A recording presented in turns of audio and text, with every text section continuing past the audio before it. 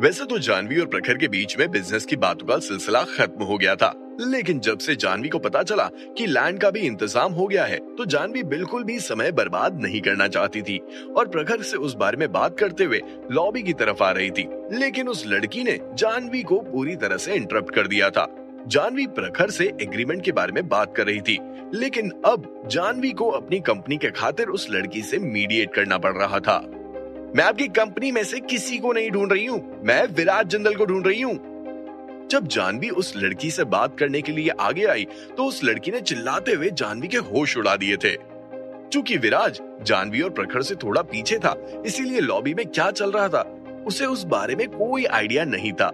विराज को commercial matters में भी ज्यादा इंटरेस्ट नहीं था, इसीलिए विराज ने ऑफिस से बाहर जाना ही बेहतर समझा। ऑफिस से बाहर आकर वो हैदर की बेटी का इंतजार करने लगा था। साथ ही साथ उसे हॉस्पिटल जाने में भी लेट हो रहा था, इसीलिए विराज का ध्यान लॉबी की तरफ गया ही नहीं था। लेकिन जब उस लड़की ने इतना जोर से जानवी पर चिल्लाया, तब विराज को उस लड़की के मुंह से अपना नाम सुनाई दिया। विराज ने इतना ज्यादा खाना खा लिया था कि उसे पीछे मुड़कर उस लड़की को देखने में भी 10 सेकंड से ज्यादा का समय लग गया था। धीरे धीरे विराज के कदम वापस से ऑफिस के अंदर बढ़े और वो लॉबी में पहुंच गया था। क्या तुम हैदर की बेटी हो? विराज ने शांत भाव से पूछा। हाँ, तो और कौन हूँ? क्यों परेशान करते हो आप मेरे डैड को? ये काम तो आप खुद भी कर सकते थे। थोड़े काम खुद से भी करना सीखो, बस अमीरी झाड़ने के अलावा और कुछ नहीं आता है। सही कहा था हैदर ने, उसकी बेटी काफी अकड़ू थी और विराज के लिए ये सारी बातें ऑफेंड भी कर सकती थी, लेकिन हैदर उन सब के लिए पहले ही माफी मांग चुका था। एक तरफ जिंदल परिवार का पर्सन इंचार्ज जो इतना शांत और ठंडे स्वभाव का था, तो दूसरी तरफ उसकी बेटी जो गर्म जोश और अकड़पने से भरी हुई थी।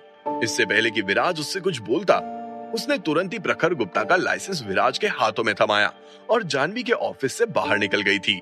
हैदर की बेटी के स्वभाव से विराज को बिल्कुल भी तकलीफ नहीं हुई थी, क्योंकि जब से शोभराज जिंदल वापस से विराज की जिंदगी में लौट कर आए थे, विराज कई सारे कामों से हैदर को काफी परेशान कर रहा था। इसीलिए उसकी बेटी का चिल्लाना स्वाभाविक था और विराज ने उसकी बातों को सुना अनसुना कर दिया था।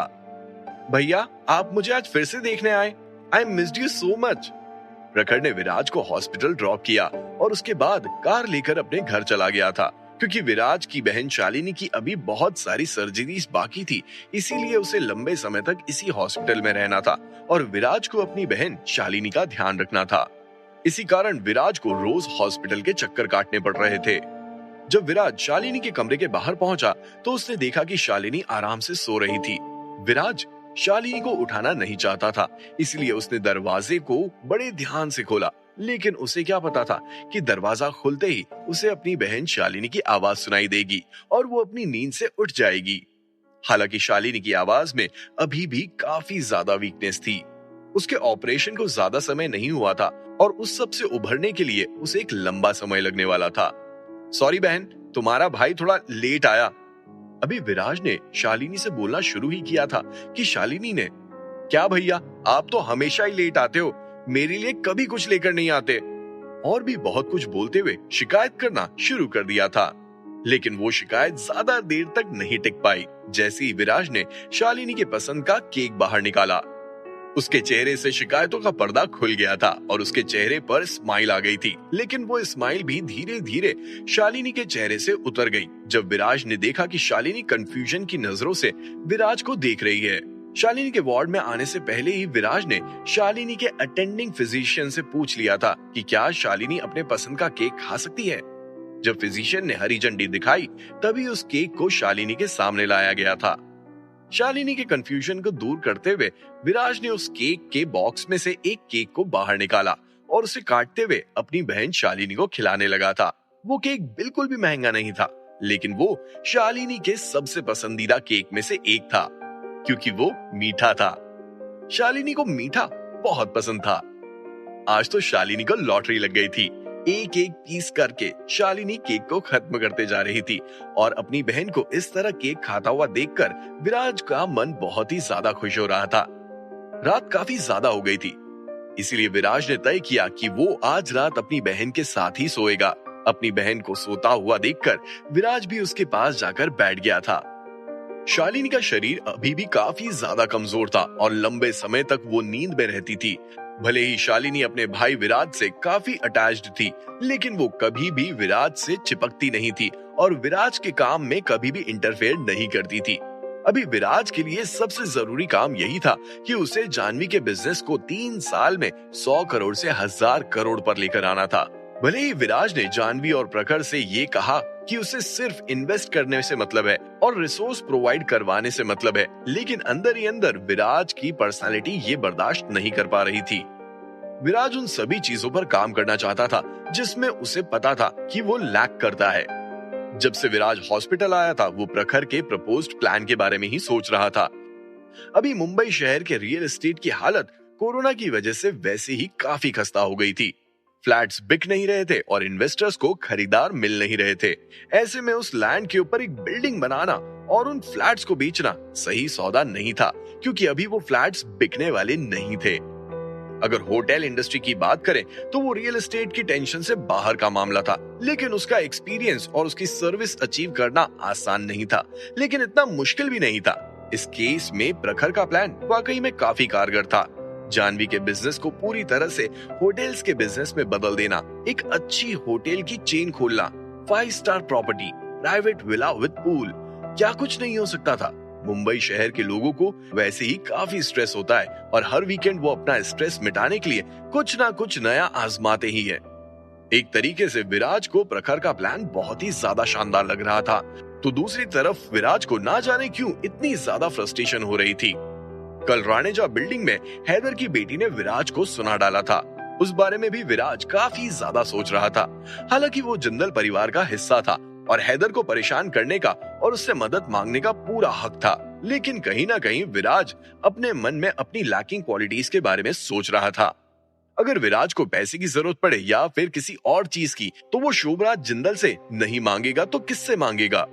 लेकिन उसके बाद भी उसे अपने ऊपर गुस्सा आ रहा था और ऐसा लग रहा था जैसे विराज अपने आप से खुश नहीं था। विराज के लिए क्राइसिस वाली सिचुएशन आ गई थी। एक रात के रिफ्लेक्शन ने विराज को अपनी सिचुएशन बदलने पर मजबूर कर दिया था। चूंकि विराज ने अपनी यूनिवर्सिटी से सस्पेंशन ले लिया था, तो वो अब अपने कॉलेज जाकर बिजनेस की नॉलेज नहीं ले सकता था। और तो और जब कॉलेज में एडमिशन फॉर्म भरवाए जा रहे थे, तब विराज ने आर्ट्स में मेजर करना ठीक समझा था। अगर पहले विराज बिजनेस स्टडीज की पढ़ाई कर लेता, तो आज इस सिचुएशन को वो पूरी तरह से बदल सकता था। चाचा, क्या आप मेरा एडमिशन किसी बिजनेस स्कूल में करवा सकते हैं? मुझे बिजनेस को बेहतर तरीके से समझना है। अगले दिन सुबह हॉस्पिटल से बाहर निकलते ही विराज ने शोभराज जिंदल को कॉल मिला दिया था। हालांकि विराज उन्हें कॉल तो नहीं करना चाहता था, लेकिन उसके अलावा उसके पास भी और कोई चॉइस नहीं थी। विराज ने अपने आप से कसम खाई कि ये आखिरी हेल्प होगी जो वो शोभराज जिंदल से ले रहा था। दूसरी तरफ जब शोभराज जिंदल ने विराज के मुंह से निकले शब्दों को सुना, तो उनके चेहरे के हाव भाव पूरी तरह से बदल गए थे। उनकी आंखों से आंसू किसी झरने की तरह बहने लगे थे।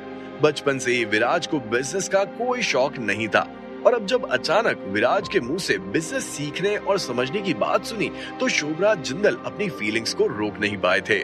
लगभग 20 साल बाद आज के दिन शोभराज जिंदल ने सोचा नहीं था कि उनका बेटा उनसे बिजनेस स्कूल में जाने के लिए कहेगा। विराज की बात सुनकर शोभराज जिंदल को गर्व महसूस होने लगा था, और उनके चेहरे की मुस्कान विराज को बिजनेस में उभरता हुआ सितारा बनते हुए देखकर पहले ही निकल चुकी थी। विराज का कॉल रखने के तुरंत बाद शोभराज जिंदल ने विराज के सिचुएशन को अच्छे से समझने की कोशिश की और बर्लिन स्कूल ऑफ बिजनेस के चेयरमैन को कॉल लगा दिया था। उसी समय जब Shobhraj Jindal Berlin school of business के चेयरमैन से बात कर रहे थे, तब तक विराज जिंदल राणेजा बिल्डिंग के लिए टैक्सी पकड़ चुका था और जानवी और प्रखर से मिलने के लिए रवाना हो गया था। हे विराज, ये सब क्या चल रहा है? अभी मुझे just Berlin school of business के एंट्रेंस सेल से कॉल आया था। क्या वो तुमने अरेंज किया है? कल विराज के ऑफिस से जाने के बाद जानवी ने फ्रंट ऑफिस वालों को विराज को अंदर आने से रोकने के लिए हमेशा के लिए मना कर दिया था। इसीलिए विराज सीधा जानवी के केबिन में आ गया था, और जैसे ही विराज जानवी के केबिन में पहुंचा, वैसे ही प्रखर ने अपना मुंह खोलते हुए विराज का सीक्रेट बाहर निकाल दिया था, और प्रखर और जानवी दोनों विराज को घूरते हुए देख रहे थे। ओह, इस बुड्ढे का दिमाग वाकई में काफी तेज चलता है। विराज ने शोभराज जिंदल से उसके एडमिशन की बात की थी, लेकिन शोभराज जिंदल ने विराज के साथ साथ प्रखर के एडमिशन की भी बात कर डाली थी। जब विराज टैक्सी में बैठकर राणेजा बिल्डिंग आ रहा था, तब उसे भी बर्लिन स्कूल ऑफ बिजनेस की तरफ से कॉल आ गया था और उन्होंने 3 दिन के अंदर विराज को आने का आदेश दिया था। विराज का अब राणेजा बिल्डिंग जाने का मकसद एक आखिरी गुड बाय में बदलने वाला था, लेकिन उसे क्या पता था कि जब वो इधर आएगा तो सरप्राइज देने की बजाय उसे ही एक सरप्राइज मिलेगा। एक मिनट, तो तुम कह रहे हो कि सिर्फ मैं ही अकेली बची हूँ? मैं क्यों अकेली रहूं? मैं भी जाऊंगी। ये बोलते हुए जानवी ने भी अपना फोन उठाया और बर्लिन स्कूल ऑफ बिजनेस के एंट्रेंस सेल को कॉल करने लगी, जिससे कि उसे भी एक वेकेंट सीट मिल जाए और वो भी विराज और प्रखर के साथ रह सके। क्या जानवी, विराज और प्रखर तीनों ही बर्लिन स्कूल ऑफ बिजनेस की पढ़ाई के लिए निकल जाएंगे? अगर ऐसा होगा तो जानवी के बिजनेस को कौन संभालेगा? अगर ऐसा होगा तो फिर होटल बनाने वाले काम पर कौन ध्यान देगा? क्या विराज के इस आइडिया से उन तीनों की दोस्ती में दूरियां आ जाएंगी? या फिर जब विराज उस स्कूल से पढ़ाई कर निकलेगा तो जानवी के बिजनेस की काया पलट कर देगा? आखिर इस कहानी में अभी और क्या क्या देखना बाकी है, जानने के लिए सुनिए कैश ऑन माई माइंड, सिर्फ और सिर्फ पॉकेट एफएम पर।